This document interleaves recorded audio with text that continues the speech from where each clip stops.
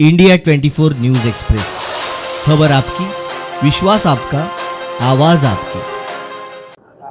ગુજરાતમાં અંગ્રેજોને પણ શરમાવે એવું તાનાશાહીનું શાસન ચાલે છે। એક બાજુ પ્રજાના પરસેવાના ટેક્સના પૈસાથી સરકારની તિજોરી ભરાય, એમાંથી બજેટ બને અને એમાં ચારે તરફ ભ્રષ્ટાચાર થતો હોય અને એ જ રીતે ગુજરાતનું સહકારી માળખું જે આખા વિશ્વ લેવલે અમૂલના નામથી નામના મેળવી છે, એ અમૂલની નામના મેળવવા પાછળ જેમનો સૌથી મોટો ફાળો છે, મહેનત છે, એ પશુપાલકોની છે। આજે પશુપાલનનો વ્યવસાય કરવો એટલે ગધા મજૂરી કરવા બરાબર છે। દિવસ રાત મહેનત પરસેવો પાડીને ખૂન આપીને પશુપાલક દૂધ ઉત્પન્ન કરાવે છે અને એ દૂધ જ્યારે દૂધ સંઘોમાં જાય અને એમાંથી વેપાર થઈને કરોડો અબજો રૂપિયાનો નફો થાય છે। એ નફો સહકારી ભાવના મુજબ જે તે પશુપાલકને સભાસદને મળવો જોઈએ, એના બદલે આજે મોટા ભાગનો નફો, મોટા ભાગની મૂડી ઉત્સવો, તાઇફા અને જલસા કરવા પાછળ વપરાય છે। અને એટલા જ માટે અહીં સાબરકાંઠા જિલ્લાના, અરવલ્લી જિલ્લાના પશુપાલકો પોતાને દૂધનો ભાવફેર પૂરતો એનો હિસ્સો મળે એની માગણી સાથે રજૂઆત કરવા ગયા।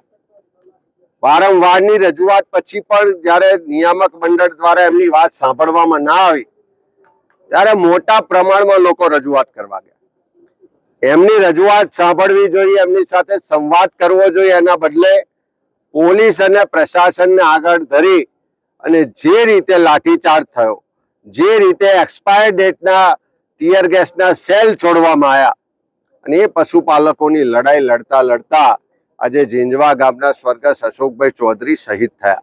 આજે એમના પરિવારને મળ્યા, ખૂબ સામાન્ય સ્થિતિનો પરિવાર, એમની આપવીતી સાંભળી તો પાકું ઘર પણ ના બનાવી શકે એવી સ્થિતિમાં અશોકભાઈ આ દુનિયા છોડીને ગયા છે।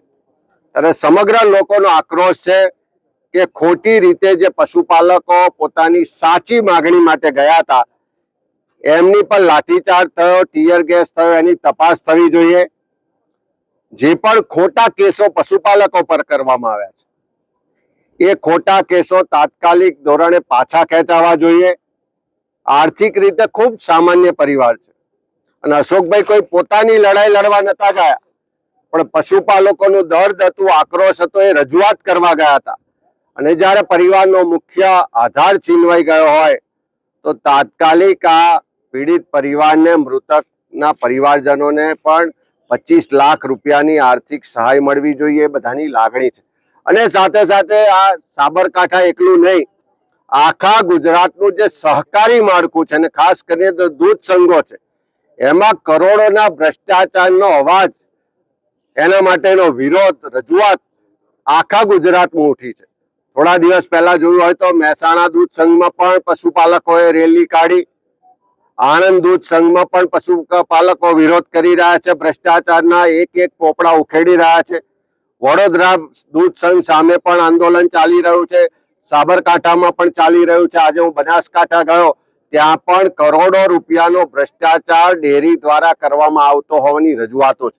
એનો સ્પષ્ટ મતલબ છે કે આખા ગુજરાતમાં જે દૂધ સંઘો છે અને એમાં બેઠેલા ભાજપના મોટા ગજાના નેતાઓ સરકારના આશીર્વાદથી, સરકારના પીઠબળથી પશુપાલકોના હકના કરોડો રૂપિયાનો ભ્રષ્ટાચાર કરી રહ્યા છે। આખા ગુજરાતના જે ડેરી ઉદ્યોગમાં, દૂધ સંઘોમાં ભ્રષ્ટાચારનું આખું એક વ્યવસ્થિત નેટવર્ક ચાલે છે, એની પણ તપાસ થવી જોઈએ અને આવનારા દિવસોમાં કોંગ્રેસ આ ભ્રષ્ટાચારને ખુલ્લો પાડવા માટે, ભ્રષ્ટાચારીઓને ખુલ્લા પાડવા માટે અને પશુપાલકોને ન્યાય મળે, પશુપાલકોને એનો અધિકાર મળે, એના માટેની ચોક્કસ લડાઈ લડીશું અને પશુપાલકોને ન્યાય અપાવીશું।